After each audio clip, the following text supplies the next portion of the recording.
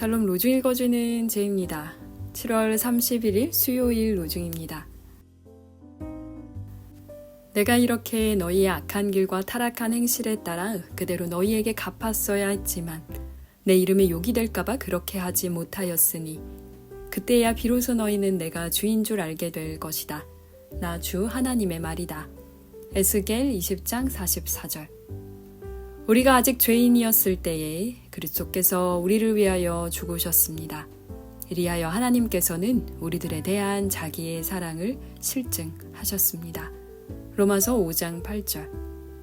주님의 은총 안에 거하는 하루 보내세요. 7월 한 달도 고생 많으셨습니다. 샬롬 하울람.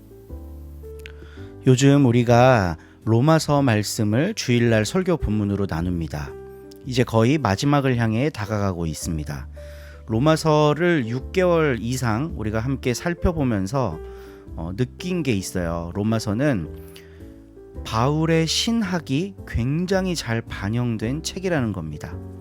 그러니까 로마서에 나오는 글이 편지글이라고 해서 그냥 우리가 쉽게 일상에서 주고받는 편지처럼 읽을 수가 없어요. 아주 대표적인 게 오늘 본문 같은 겁니다. 우리가 아직 죄인 되었을 때 그리스도께서 우리를 위하여 죽으셨다. 그래서 하나님은 우리들에 대한 자기의 사랑을 확증하셨다. 이거 엄청 많이 들어본 말씀이죠. 그러면 우리가 죄인이란 말이 무슨 뜻이에요? 내가 일상에서 저지르는 다양한 잘못들, 엄마 마음을 아프게 하고 친구들과 사이좋게 지내지 않고 이런 우리 일상에서 늘상 일어나는 죄, 이런 걸로 우리가 인식을 해요. 그렇지, 내가 죄인이지, 내가 잘못했지, 자기 책망을 하게 만드는 방식으로 이 본문을 사용합니다. 근데 완전 거꾸로 쓰는 거라고 우리 계속해서 배웠죠. 죄인은 누가 만듭니까? 율법이 만듭니다. 율법 때문에 우리가 아직 죄인이라고 규정되고 있을 때 예수께서 그 율법에 의해 죽으심으로 그 율법이 얼마나 나쁜 건지를 드러내셨다는 거예요. 그로써 우리가 율법에 의해 죄인이라고 규정받았던 그 모든 것들이 무효다. 이걸 선언하는 게 바울의 신학이라 그랬습니다. 우리 기독교는요, 죄라는 걸 너무 감정적으로 이해하고 있어요. 네가 얼마나 큰 죄를 저질렀는지 생각해봐라. 그래서 계속 자기가 지은 죄를 생각하게 합니다. 그래서 그 죄로부터 벗어나는 길이 회개라고 이야기를 해요. 이건 바울의 가르침과 완전히 다릅니다. 죄는 내가 어떤 죄를 저질렀기 때문에 죄가 되는 게 아니라요, 율법이라고 하는 서슬푸른 교리가 사람들을 죄인으로 만든다 할 때 바울은 죄라는 말을 써요. 그러면 예수님께서 그 죄를 씻어주셨다는 건 무슨 의미인가요? 십자가에 딱 달려 죽으면 어떤 주술적인 능력이 막 발생해갖고 온 인류가 지은 죄를 다 깨끗이 씻는다. 이게 우리가 가지고 있는 믿음이죠. 근데 바울은 그런 얘기 한 적 없습니다. 율법에 의해 죄인으로 규정된 사람들을 율법으로부터 구출하시는 게 예수의 십자가 사건이에요.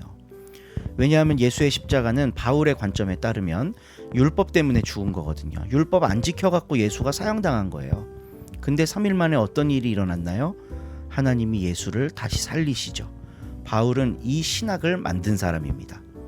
3일 만에 하나님이 예수를 다시 살리심으로 예수를 죽인 그 율법이 얼마나 잘못된 건지를 드러내셨다. 그렇기 때문에 예수의 죽음과 부활을 믿는 모든 사람은 더 이상 율법에 의해 정죄되지 않는다. 더 이상 죄인이 아니다. 이게 바울이 생각한 죄 씻음에 대한 신학입니다. 우리가 교회에서 배운 거랑 너무나도 달라요. 주술적인 의미가 있다고 가르쳐요. 나는 일상에서 많은 죄악을 저지르고 부모에게도 불효하고 국가법도 지키지 않고 이웃과 사이좋게 지내지 못해. 그 관계 속에서 일어나는 모든 게 내 죄야. 그리고 내 죄를 어떻게 하면 용서받을 수 있어? 십자가에 못 박으면 용서받을 수 있어. 그래서 막 십자가 찬송 부르고 눈물을 흘리면서 예수님이 내 죄를 용서해 주셨다. 그러고 나면 속이 시원해지죠. 그러면 내가 예수 잘 믿는 줄 아는 거예요. 전혀 성경적이지 않은 믿음입니다. 바울은 로마서를 통해 우리들에게 율법으로부터 자유로워질 수 있는 방법을 전해줬습니다. 그래서 내가 더 이상 죄인이 아님을, 더 이상 죄의 권세에 속박되어 있는 존재가 아님을 깨닫게 했습니다. 그게 하나님이 우리를 사랑하시는 방법이라고 오늘 가르침의 본문을 통해 전하고 있습니다. 이 사랑 안에 거하면서 그 어떤 속박과 굴레로부터 눌림 당하지 않고 자유롭게 살아가는 우리 서로 공동체 되기를 축복합니다. 좋은 하루 되세요. 14장. 그 무렵에 갈릴레아의 영주 헤로데 왕이 예수의 소문을 듣고 신하들에게 그 사람이 바로 세례자 요한이다. 죽은 요한이 다시 살아난 것이 틀림없다. 그러지 않고서야 그런 능력이 어디서 솟아나겠느냐 하고 말하였다. 일찍이 헤로데는 자기 동생 필립보의 아내 헤로디아의 일로 요한을 잡아 결박하여 감옥에 가둔 일이 있었는데 그것은 요한이 헤로데에게 그 여자를 데리고 사는 것은 옳은 일이 아니라고 거듭거듭 간하였기 때문이었다.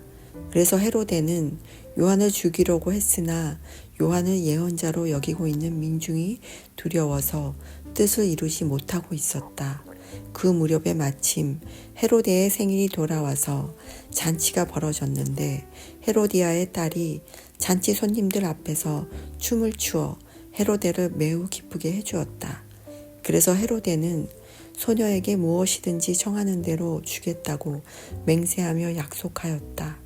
그러자 소녀는 제 어미가 시키는 대로 세례자 요한의 머리를 쟁반에 담아서 이리 가져다 주십시오 하고 청하였다.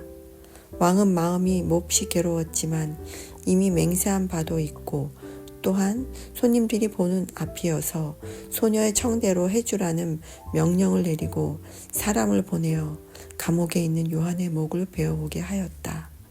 그리고 그 머리를 쟁반에 담아다가 소녀에게 건네자 소녀는 그것을 제 어미에게 갖다 주었다. 그 뒤 요한의 제자들이 와서 그 시체를 거두어다가 묻고 예수께 가서 알렸다. 예수께서 이 말을 들으시고 거기를 떠나 배를 타고 따로 한적한 곳으로 가셨다. 그러나 여러 동네에서 사람들이 이 소문을 듣고 육로로 따라왔다. 예수께서 배에서 내려 거기 모여든 많은 군중들을 보시자 치근한 마음이 들어 그들이 데리고 온 병자들을 고쳐주셨다. 저녁 때가 되자 제자들이 예수께 와서 여기는 외딴 곳이고 시간도 이미 늦었습니다. 그러니 군중들을 헤쳐 제각기 음식을 사 먹도록 마을로 보내시는 것이 좋겠습니다 하고 말하였다. 그러나 예수께서는 그들을 보낼 것이 없이 너희가 먹을 것을 주어라 하고 이르셨다.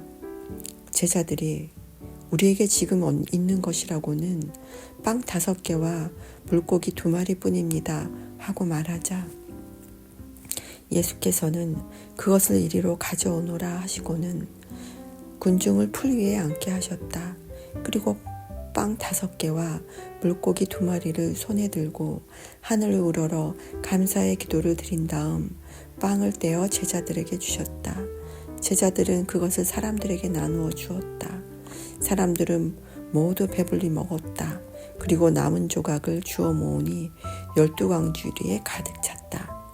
먹은 사람은 여자와 어린이들 외에 남자만도 5,000명가량 되었다. 예수께서 곧 제자들을 재촉하여 배를 태워 건너편으로 먼저 가게 하시고 그 동안에 군중들을 돌려보내셨다. 군중들을 보내신 뒤에 조용히 기도하시려고 산으로 올라가셔서 날이 이미 저물었는데도 거기에 혼자 계셨다. 그동안에 배는 육지에서 멀리 떨어져 있었는데 역풍을 만나 풍랑에 시달리고 있었다. 새벽 4시쯤 되어 예수께서 물 위를 걸어서 제자들에게 오셨다.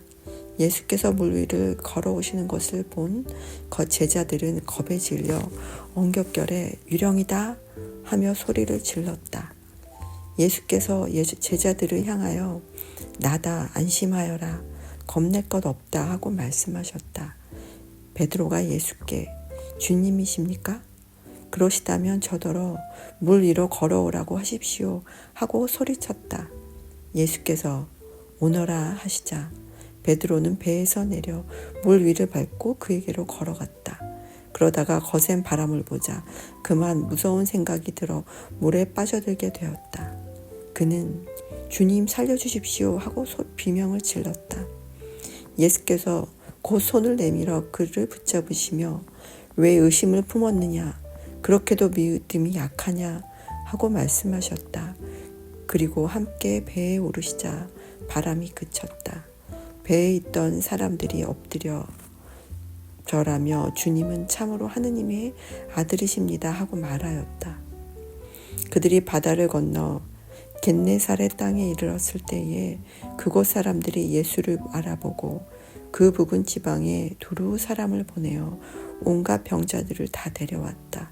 그리고 그들은 병자들이 예수의 옷자락만이라도 만지게 해달라고 청하였다. 만진 사람들은 모두 깨끗이 나았다. 아멘.